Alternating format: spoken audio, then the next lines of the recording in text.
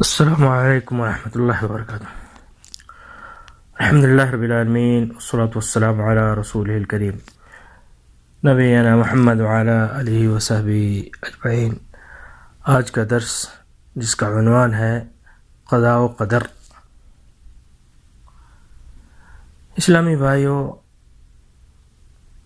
ہمارا ایمان اور عقیدہ ہے کہ اللہ تعالیٰ کی ایک صفت یہ بھی ہے کہ وہ جو چاہتا ہے کر گزرتا ہے۔ اس اللہ کے ارادہ کے بغیر کسی شے کا وجود نہیں اور اس کی مشیت سے کوئی چیز باہر نہیں۔ کائنات کا ہر ذرہ اس کی تقدیر کے ماتحت اور اس کے حکم سے وجود میں پذیر ہوتا ہے۔ اس کی مقرر کردہ تقدیر سے کسی کو مفر نہیں، اور لوح محفوظ میں جو لکھا جا چکا ہے اسے آگے بڑھنے کی گنجائش نہیں۔ کائنات میں لوگ جو کچھ کر رہے ہیں وہ سب اللہ کے ارادے سے ہے، اور وہ اگر بچانا چاہے تو لوگ اس کے حکم کی خلاف ورزی نہیں کر سکتے، اور اگر چاہے کہ سب اس کی اطاعت کریں تو سب کے سب اس کی اطاعت کریں گے۔ اس اللہ نے مخلوق کو اور ان کے افعال کو پیدا فرمایا ہے، اور ہر ایک کا رزق اور زندگی متعین کر دی ہے۔ جسے چاہتا ہے اپنی رحمت سے ہدایت یافتہ کرتا ہے، جسے چاہتا ہے وہ اللہ اپنی رحمت سے ہدایت یاب کرتا ہے، اور جسے چاہتا ہے اپنی حکمت سے گمراہ کرتا ہے۔ تو تقدیر کے متعلق حدیث میں اس کا دلیل ہے۔ اللہ کے نبی صلی اللہ علیہ وسلم کے پاس جبریل علیہ السلام آتے ہیں، جو حدیث مشہور ہے، حدیث جبریل سے ابن عمر رضی اللہ عنہما سے مروی ہے۔ آپ صلی اللہ علیہ وسلم سے دریافت کیا کہ ایمان کیا ہے، ایمان کے متعلق ہمیں بتائیے۔ تو آپ صلی اللہ علیہ وسلم نے جواب دیا، ایمان یہ ہے کہ تم اللہ پر، اس کے فرشتوں پر، اس کی نازل کردہ کتابوں پر، اس کے رسولوں پر، یوم آخرت پر، اور بھلی اور بری تقدیر پر ایمان لاؤ۔ یہ جواب سن کر جبریل علیہ السلام نے کہا کہ آپ صلی اللہ علیہ وسلم نے سچ فرمایا۔ اس حدیث کو امام مسلم رحمۃ اللہ علیہ نے روایت کیا ہے، صحیح مسلم میں کتاب الایمان کے اندر حدیث نمبر 8 ہے۔ تو یہ تقدیر کے متعلق ہوا، اور اب ہمیں تقدیر کے مراتب کو جاننا ہوگا۔ تو مراتب تقدیر 4 ہیں۔ پہلا مرتبہ علم۔ ہمارا ایمان ہے کہ اللہ ہر چیز کے بارے میں جو ہو چکا ہے اور جو ہوگا اور جس طرح ہوگا سب کچھ اپنے ازلی اور ابدی علم کے ذریعے جانتا ہے۔ دوسرا مرتبہ کتابت ہے۔ ہمارا ایمان ہے کہ قیامت تک جو کچھ ہونے والا ہے اللہ نے لوح محفوظ میں لکھ رکھا ہے۔ فرمایا اللہ رب العالمین نے، الم تعلم ان اللہ یعلم ما فی السماء والارض ان فی ذلک فی کتاب ان ذلک علی اللہ یسیر۔ کیا تم نہیں جانتے کہ جو کچھ آسمان اور زمین میں ہے اللہ اس کو جانتا ہے، یہ سب کچھ کتاب میں لکھا ہوا ہے، یہ سب اللہ کے لیے آسان ہے۔ اور تیسرا مرتبہ ہے مشیت۔ ہمارا ایمان ہے کہ جو آسمان اور زمین میں ہے اللہ سب کی مشیت کا تقاضا ہے، کوئی چیز اس کی مشیت کے بغیر نہیں ہوتی۔ اللہ تعالیٰ جو چاہتا ہے وہ ہو جاتا ہے، اور جو نہیں چاہتا وہ نہیں ہوتا، اور اللہ تبارک و تعالیٰ جو چاہتا ہے وہی ہوتا ہے۔ تیسرا مرتبہ ہے تخلیق۔ ہمارا ایمان ہے اللہ تعالیٰ نے فرمایا کہ اللہ خالق کل شیء وہو علی کل شیء وکیل لہ مقالید السماوات والارض۔ اللہ تعالیٰ ہی ہر چیز کو پیدا کرنے والا ہے، اور وہی ہر چیز کا نگراں ہے۔ اس کے پاس آسمانوں اور زمینوں کی کنجیاں ہیں، اور ان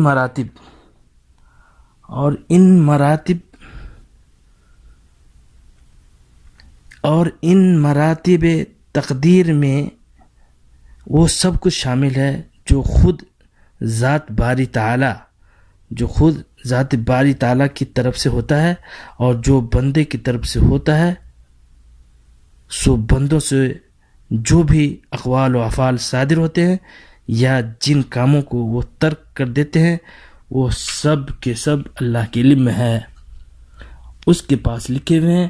اللہ تعالیٰ کی مشیت نے ان کا تقاضا کیا اور اللہ تعالیٰ نے انہیں پیدا فرمایا۔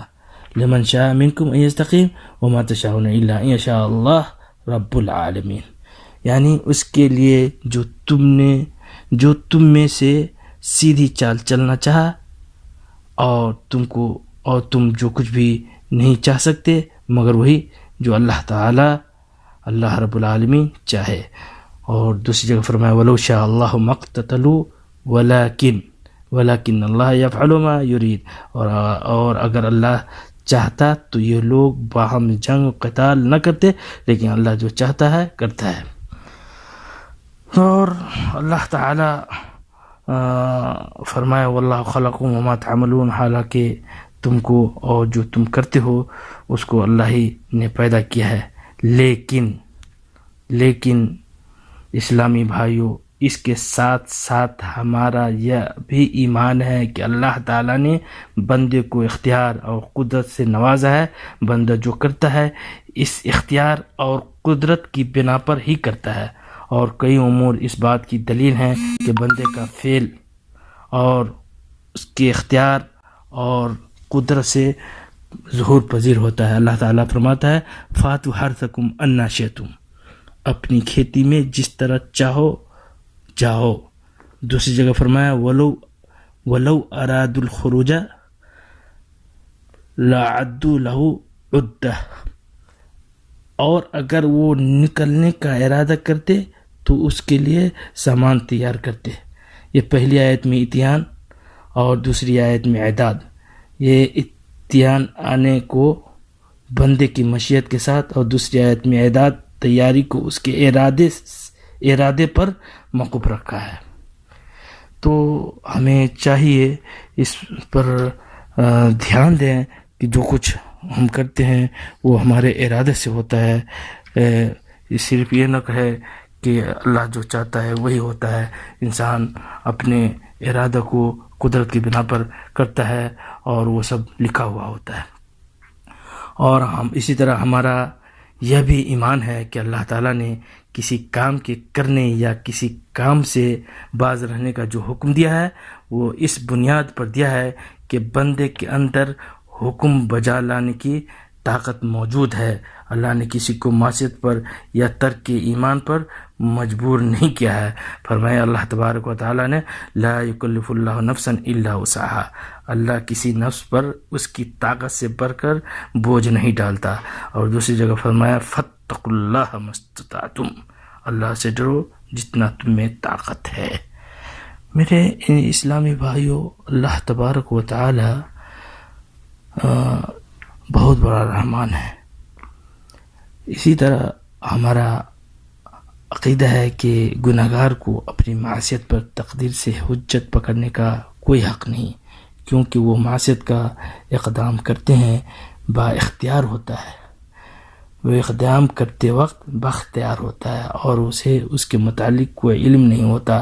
اللہ نے اس کے لیے یہی مقدر کر رکھا ہے، کیونکہ کسی امر کے واقع ہونے سے پہلے تو اللہ کی تقدیر کو کوئی نہیں جان سکتا۔ وما تدری نفس ماذا تکسب غدا، اور کوئی شخص نہیں جانتا کہ کل وہ کیا کرے گا۔ پھر جب انسان کو یہ اقدام کرتے وقت ایک حجت کو جانتا ہی نہیں تو پھر عذر پیش کرتے وقت اس سے دلیل کیوں کر پکڑ سکتا ہے؟ اللہ تعالیٰ بلا شک اللہ تعالیٰ نے اس حجت کو باطل قرار دیا ہے۔ اللہ تعالیٰ فرماتا ہے سیقول الذین اشرکوا لو شاء اللہ ما اشرکنا، یہ جو اس کا ترجمہ ہے، جو لوگ شرک کرتے ہیں وہ کہیں گے کہ اللہ تعالیٰ چاہتا تو ہم شرک نہ کرتے، اور نہ ہمارے رب اور نہ ہمارے باپ دادا شرک کرتے، اور نہ ہم کسی چیز کو حرام ٹھہراتے. اسی طرح ان لوگوں نے تکذیب کی تھی جو ان سے پہلے تھے، یہاں تک کہ ہمارے عذاب کا مزہ چکھ کر رہے. کہہ دو کہ تمہارے پاس کوئی سند ہے، اگر ہے تو اسے ہمارے سامنے نکالو. تم محض خیال کے پیچھے چلتے اور اٹکل کے تیر چلاتے اور اٹکل بٹو کے تیر چلاتے ہو. میرے اسلامی بھائیوں، اللہ تبارک و تعالی اس عقیدوں کو باطل کیا جو کہتا ہے کہ معصیت پر تقدیر سے حجت پکڑتے ہیں، تو اس کو باطل قرار دیا اللہ تعالیٰ نے. اسی طرح ہمارا ایمان ہے کہ اللہ تعالیٰ کی کمال رحمت اور حکمت کے پیش نظر شر کی نسبت اس کی طرف نہیں کی جاتی. نبی صلی اللہ علیہ وسلم نے فرمایا وَالشَّرُّ لَيْسَ إِلَيْكَ، رواہ مسلم، اور شر تیری طرف منسوب نہیں ہے.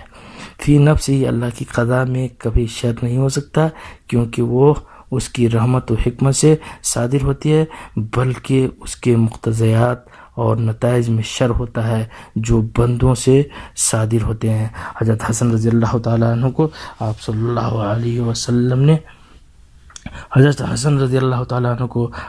علیہ وسلم نے جو دعائے قنوت تعلیم فرمائیں، اس میں آپ صلی اللہ علیہ وسلم کی ارشاد ہے وَقِنِي شَرَّ مَا قَضَيْتَ، مجھے اپنی فیصلہ کردہ چیز کے شر سے محفوظ رکھ.